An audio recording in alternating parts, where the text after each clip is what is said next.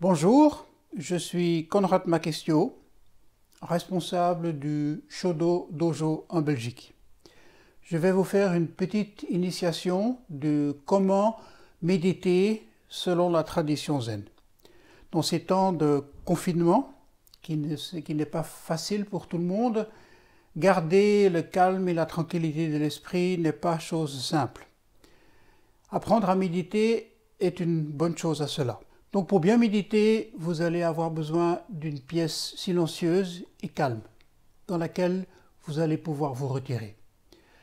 Par ailleurs, vous allez avoir besoin d'un coussin de méditation, que l'on appelle un zafu. Ou alors, c'est possible de pratiquer la méditation sur un banc de méditation. C'est également possible de méditer sur une chaise ou sur un tabouret. Donc voilà, je vais expliquer ces trois techniques. Donc je vais commencer la démonstration en utilisant le zafu. Ce qui est important, c'est de vous asseoir sur un zafuton. On n'est pas assis à même le sol, c'est trop dur. Par contre, si vous n'avez pas de zafuton, une simple couverture que vous pliez peut très bien faire l'affaire. On met le zafu au milieu du zafuton et on s'assoit au milieu du zafu. Nous sommes assis, les jambes croisées. On commence avec la gauche ou la droite, peu importe. On la plie et on pose le genou au sol. Ça, c'est important. C'est justement pour cela que nous utilisons ce zafu, ce coussin, afin que notre arrière-train soit plus haut que les genoux. Voilà. Maintenant, pour l'autre jambe, ça dépendra de votre souplesse. Ou vous mettez le pied tout en la fait en avant, en faisant de sorte que le genou touche le sol. Si vous avez une certaine souplesse, vous pouvez mettre le pied sur le tibia. Si vous êtes encore plus souple, vous pouvez mettre le pied sur la cuisse opposée. Mais la chose importante, c'est que les deux genoux prennent appui et qu'ils sont plus bas que nos fesses. Si vous n'êtes pas très souple et qu'il y a toujours un genou qui est comme ça un peu dans l'air, mettez un petit coussin, un petit appui sur le genou. C'est vraiment important que les deux genoux puissent prendre appui dans le sol. Je vais maintenant vous montrer cela dans la position en profil. Vous allez comprendre la fonction de ce zafu. Donc je me retourne.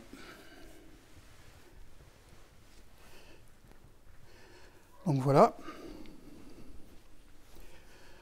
En fait, quand on prend la posture du zazen, ce qui est vraiment bien pour avoir les deux genoux complètement ancrés dans le sol, c'est de complètement se pencher en avant, éventuellement même de se relever du zafu, de le replacer sous les fesses un peu en diagonale, et quand on se redresse, le bassin se met dans la bonne posture, dans la bonne position. Le bassin, il est légèrement basculé vers l'avant, de sorte que tout le poids du corps repose sur les deux genoux et sur les ischions, sur le zafu. Donc voilà, ça c'est la posture en profil. Vous voyez bien le mouvement du bassin qui est maintenant porté de façon naturelle vers l'avant. Alors pourquoi cette posture? En fait, grâce à cette bascule du bassin vers l'avant, nous allons pouvoir être assis de façon naturelle avec le minimum de tension dans les muscles du dos. Grâce à la bascule du bassin vers l'avant, toutes les vertèbres se superposent les unes sur les autres pour redresser le dos. De cette façon dont la colonne vertébrale est faite, avec cette courbe en S, tout à fait naturelle, nous avons le dos qui est bien droit.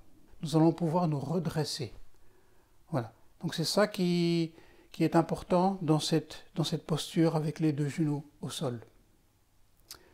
Donc on prend vraiment appui contre le sol, contre la terre. Et c'est grâce à ce mouvement de complètement s'enraciner ici et maintenant qu'on va pouvoir se redresser avec un mouvement qui part vers le ciel, en direction du ciel.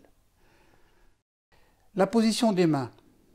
La main gauche repose dans la main droite au niveau des doigts.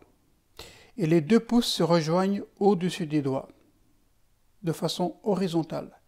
Et les deux mains se placent contre le bas-ventre.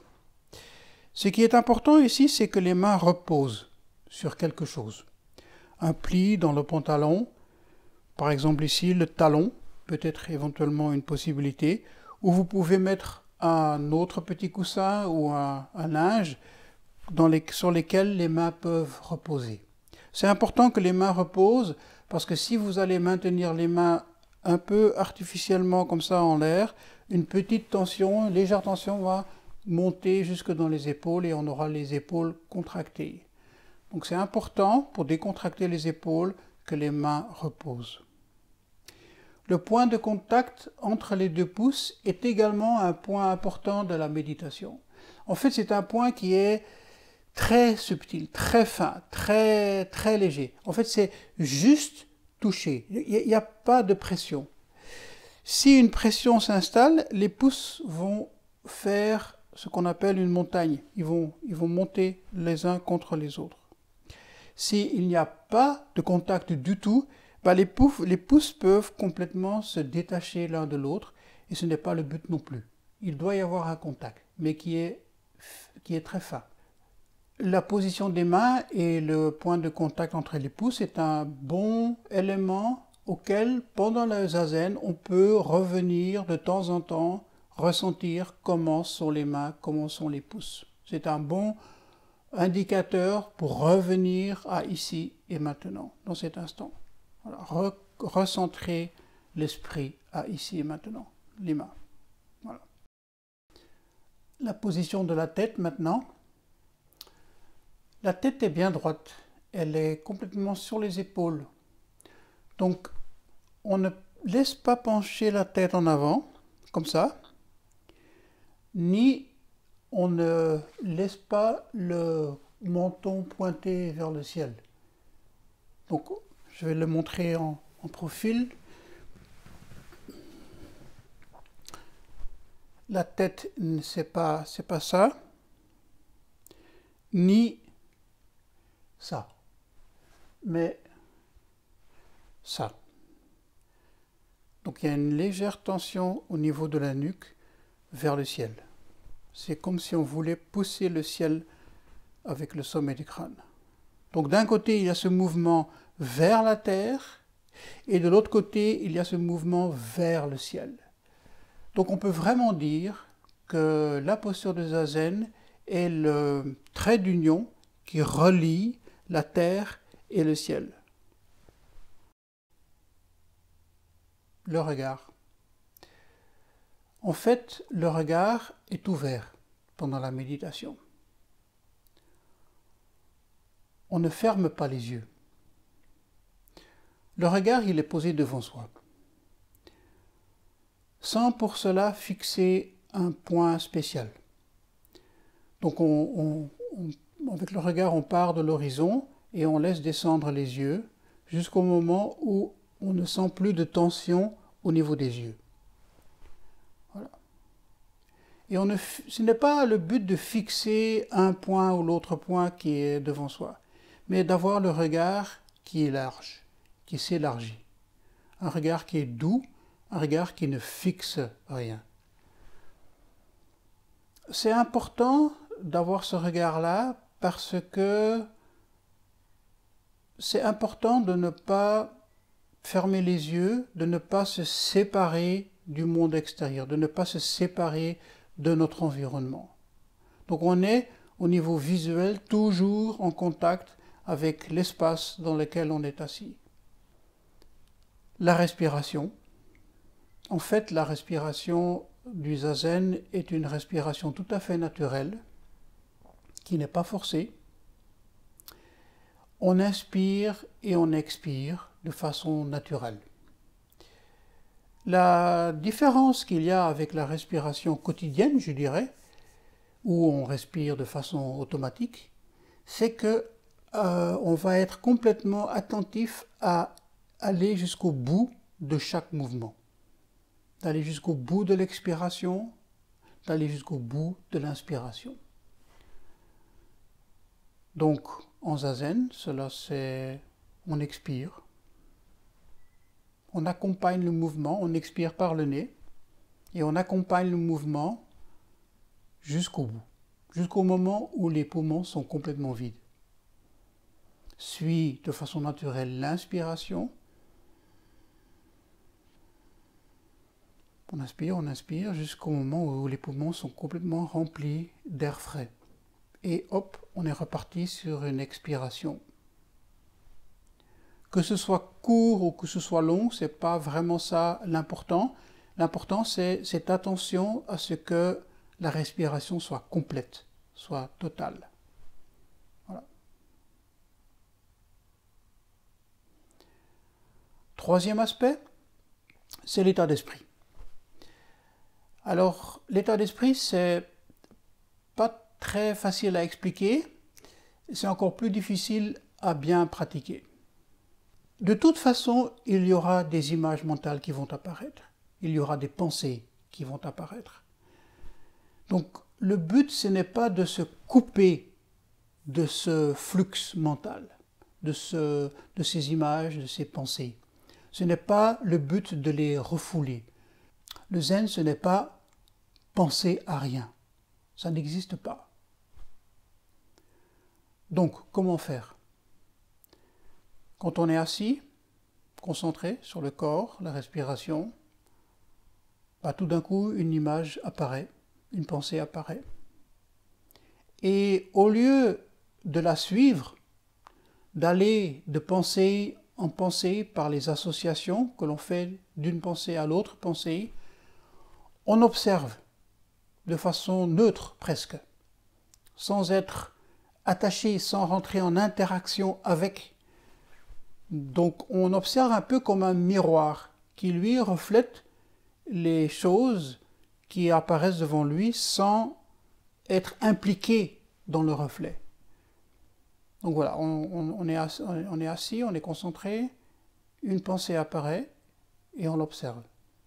Et on reste concentré sur son corps. Cette pensée peut, à un moment donné, disparaître d'elle-même pour faire place à une autre pensée. Pas de problème. On continue le même processus, on observe ce qui apparaît.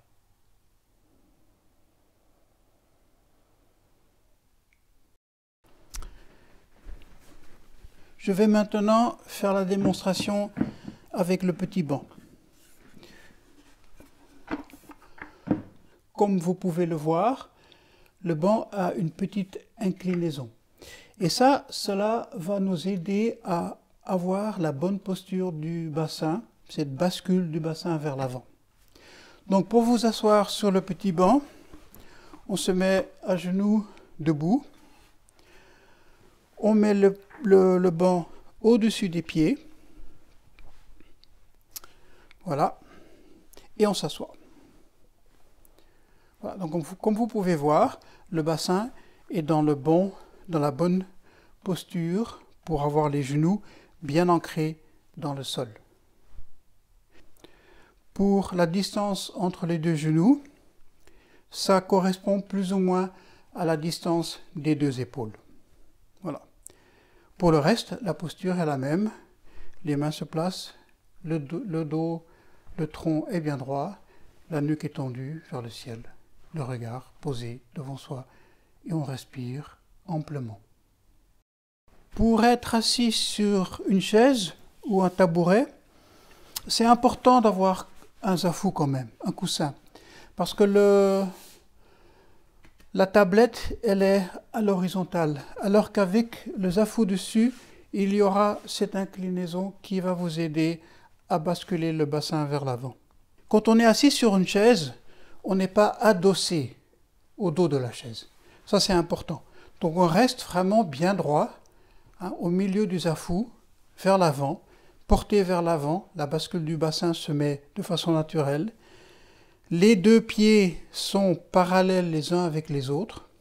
La distance entre les genoux et celle, plus ou moins celle des épaules. La main gauche se pose dans la main droite contre le bas-ventre. On pose les mains sur les jambes. Donc voilà, en profil. Le bassin est bien basculé vers l'avant, le dos est bien droit, on est tiré vers le ciel, la main gauche repose dans la main droite, les mains sur les jambes, le regard posé vers soi. Voilà, c'est ça la posture sur une chaise. Voici la posture de Kinin. Donc, le pouce gauche est à l'intérieur du poing gauche, la main droite enveloppe le poing gauche et les deux mains se mettent dans le creux juste en dessous du sternum, dans le creux du plexus solaire. Les paumes sont en direction du sol et les avant-bras parallèles au sol. On commence en mettant tout le poids du corps sur la jambe avant, qui est tendue. La jambe arrière, elle, est complètement fléchie et ne porte pas de poids. Dans cette posture, nous expirons lentement, calmement. Le regard est baissé en direction du sol, comme en zazen. Au moment de l'inspiration, on fait un pas en avant.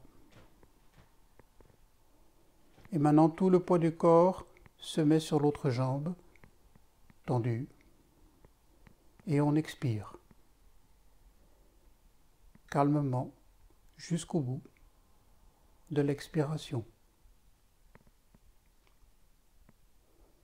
On inspire un petit pas en avant et on expire.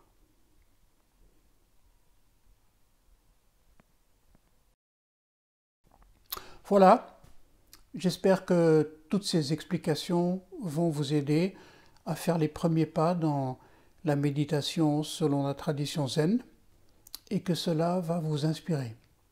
Sachez qu'avec le Shodo Dojo, nous organisons 3 fois par semaine une séance de méditation qui est diffusée en ligne au niveau audio. Dans ces séances, il y a d'autres indications qui sont données et il y a également un enseignement à chaque fois qui est fourni. Il me reste à vous souhaiter une bonne journée et à vous souhaiter une bonne découverte de notre pratique. À bientôt.